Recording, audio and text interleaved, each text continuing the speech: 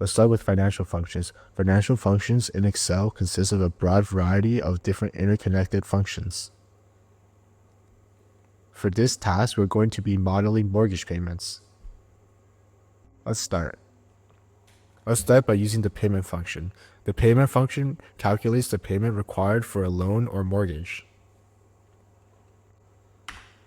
Let's learn the syntax of the payment function. Since interest in the US is compounded on a monthly basis, we have to divide our interest rate by 12. Similarly, because interest is compounded on a monthly basis, we also have to multiply our years by 12.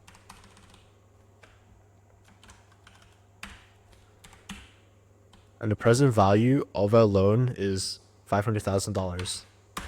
We can see that our monthly mortgage payments is going to be $21,000. Next, let's model the entirety of a mortgage or the entirety of a loan. Let's start by creating this column filled with the number payment. We can start by typing 1 and then equals this plus 1 to add 1. And we can repeat the formula all the way down using Control D. You can go down and then press Control D to move it down. Let's add a couple more to make it 2 years. Here we go. Next, let's get the date. Let's assume that our loan starts today using the today function learned in our date and time unit. And extend the date 1 month. Drag this down and convert to a date. Let's autofit it using Alt-HOY to autofit and calculate the payment. You can first copy this.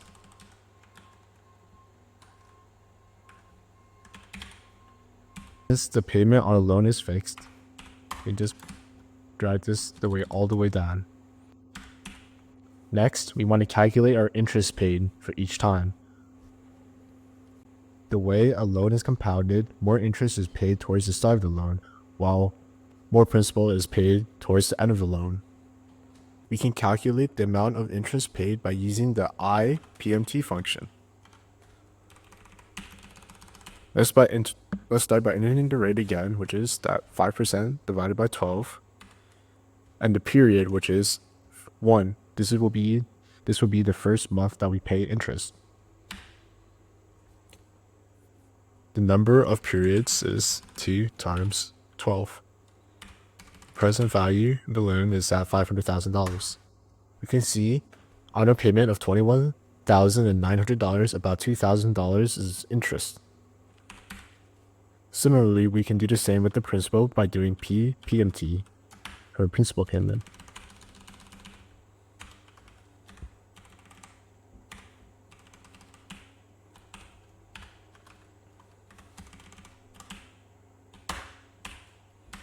Now we can calculate the remaining balance of our loan by doing equals our loan plus our principal payment.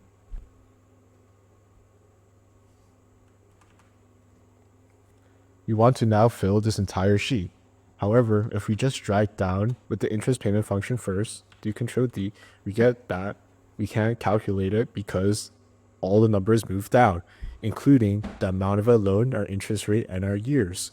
In order to fix this, we can anchor or lock in the location of our references. We can do so by pressing the F4 function. We can see by pressing F4 that B and 2 are both locked in. If we press it again, we can see that we can lock in just the row 2 or just the column B.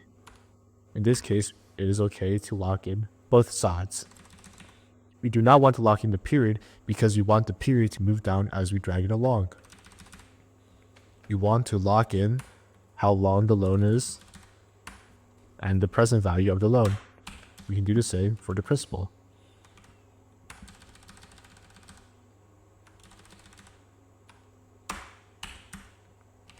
We can worry about the remaining balance later.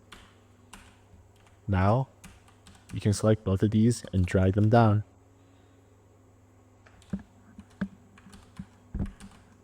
We can see that the amount, the interest rate, and the years are now fixed.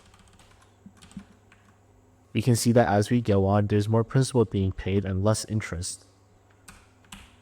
Starting with the remaining balance, after we have this first row, we know that the remaining balance is just the top plus the amount attributed to principal.